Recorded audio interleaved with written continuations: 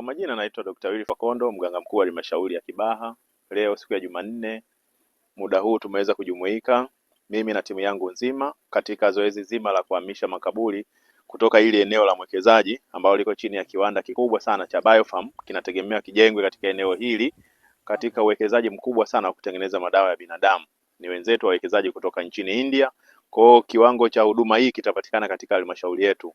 Hapa tumeweza kuhamisha jumla ya makaburi 8 kutoka eneo la mwekezaji na tumeweza kuyapeleka katika eneo la ndugu, ambapo kwa ujumla wao wameridhia maiti wao waweze kuhamishiwa pale, waweze kuendelea na nyumba zao za milele katika maeneo yale, kupisha eneo la mwekezaji liweze kuendelea na kazi kama ilivyopangwa. Ndugu wameridhia bila changamoto yoyote, walikuwa wanajua wao ni wavamizi, wameweza kutii sheria bila shuruti. Wameweza kumshukuru sana mkurugenzi wetu wa halmashauri kwa kuchukua hizi initiative za kuweza kuhamisha haya makaburi katika hali ya kiusalama, yakiwa yamezingatiwa afya ya binadamu, afya ya mazingira na wananchi kwa ujumla. Katika kata hii ya Kikongo wameweza kushiriki zoezi hili mwanzo mwisho bila changamoto yoyote, na wameendelea kuishukuru sana serikali yetu ya Tanzania chini ya Mheshimiwa Rais Dr. Samia Suluhu Hassan kwa namna anavyoendelea kuwekeza,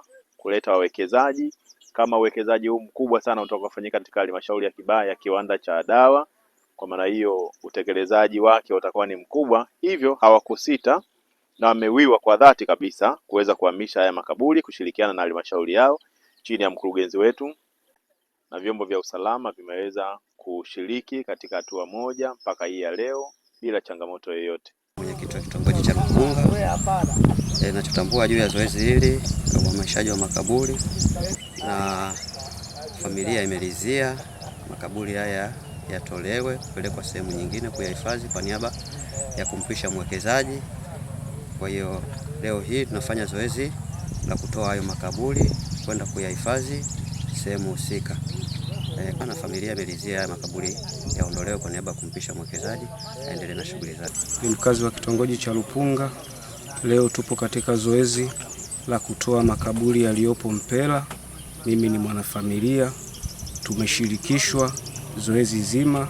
Leo tunatoa makaburi miili 8, tunaipeleka kwenye makaburi yaliyoko kitongoji cha Lupunga kwa ajili ya mazishi. Chukua nafasi kuishukuru serikali kwa zoezi kukamilika kwa ufasaha zaidi.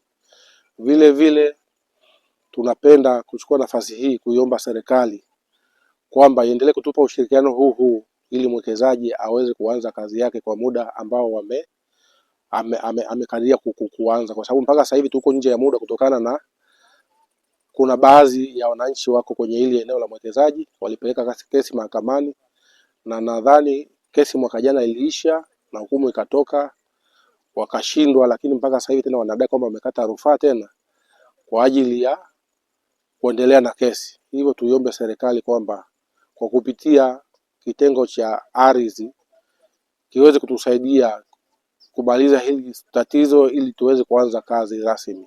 Kitakapojengwa ajira zitapatikana nyingi, ikiwepo ajira ya permanent na ajira za kwa muda, ambao ajira permanent inakadiriwa kuwa zaidi ya 1000.